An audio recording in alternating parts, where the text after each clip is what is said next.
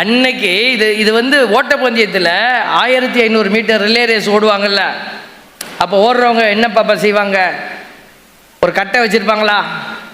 ஸ்கூல்லலாம் ஓடி இருக்காங்க, பார்த்துருக்கீங்களா? 1500 மீட்டர் ஓடுவாங்கல்ல ஓட்டப்பந்தயம். அப்போ ஒரு கட்டையை தூக்கிக்கிட்டு ஓடி அவங்க அடுத்தவங்கள்ட்ட கொடுக்கணுமா கட்டையை? அவர் வாங்கிக்கிட்டு ஓடுவார் கட்டையை தூக்கிக்கிட்டு. Praise the Lord. கட்டை இல்லாமல் ஓட முடியுமா? கட்டை இல்லாமல் ஓடுனா டிஸ்குவாலிஃபைடு.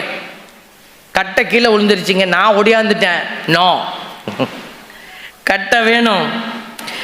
அதே போலதான் ஆண்டவர் விசுவாச ஓட்டத்திற்கு விசுவாசம் என்கிற அந்த கட்டையை நீ எடுத்து ஓடி நீ வெற்றி பெற்று நீ என்ன செய்யணும்? நீ முன்னாடி ஓடி கரெக்டாக போய் அடுத்த ஆளுகிட்ட கொடுக்கணும். அவங்க ஓடணும். உங்கள் தாத்தா பாட்டி உங்கள் தாய் தந்தை ஓடி உங்ககிட்ட கொடுத்தாங்க. இப்போ கட்டை வச்சிருக்கிற நீங்கள் ஓடுறீங்களா உட்கார்ந்துருக்கிறீங்களா?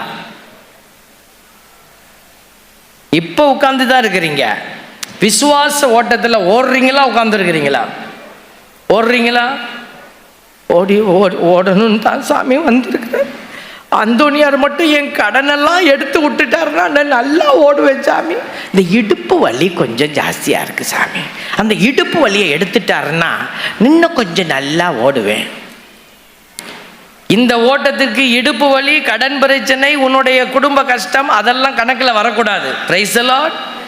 அதெல்லாம் ஓரமாக இருக்கட்டும். உன்னுடைய கஷ்டங்கள், உன் துன்பங்கள். ஆண்டவருக்காக ஓடுகிற பிள்ளைகளுக்கு ஆண்டவர் அளப்பரிய ஆசீர்வாதங்களை கொடுத்து அவர்களை உயர்த்துகிறார். ஹல்லேலூயா. நம்புறவங்கெல்லாம் கைத்தட்டி கடவுளுக்கு நன்றி செலுத்துங்க.